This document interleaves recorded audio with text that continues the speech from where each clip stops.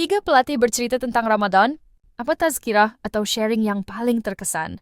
Poin yang pertama yang saya dapat daripada program, doa kita akan dimakbulkan yang first. Yang second, doa tak dimakbulkan tapi Allah gantikan yang lebih baik. Yang ketiga, doa tu tak dimakbulkan kat dunia tapi Allah makbulkan kat syurga. Dalam banyak-banyak tu ada 3 benda yang saya masih ingat. Yang pertama, waktu Ustaz Zuramli share tu, dia cakap pasal Jannatu Aji lah. Sebelum ni kat luar saya tak pernah tahu pun pasal yang syurga yang tu.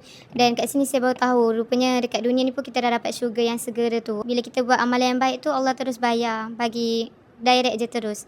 Untuk yang kedua, waktu Bro Chris cakap pasal harapan tu adalah untuk jiwa kita. Maksudnya kalau hidup ni kita tak hidup dengan harapan, kita akan lalu dengan benda tu kosong je. Macam kita follow the flow je. Dan bila kita ada harapan tu, baru hidup kita rasa macam tenang, rasa macam tahu apa benda untuk masa depan untuk kita buat. Untuk yang ketiga, waktu hari tu Pak Fir datang dekat sini, dia bagi tahu kalau kita nak bahagia tu, kita kena fokus pada kebaikan yang kita buat tu.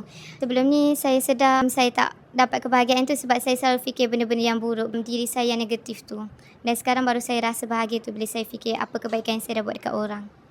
Yang paling besar yang saya dapat daripada orang yang datang, sebenarnya Allah pandang kita, Allah pandang usaha kita. Even dulu kita teruk macam mana pun, sekarang kita rasa nak bertaubat tu, Allah pandang.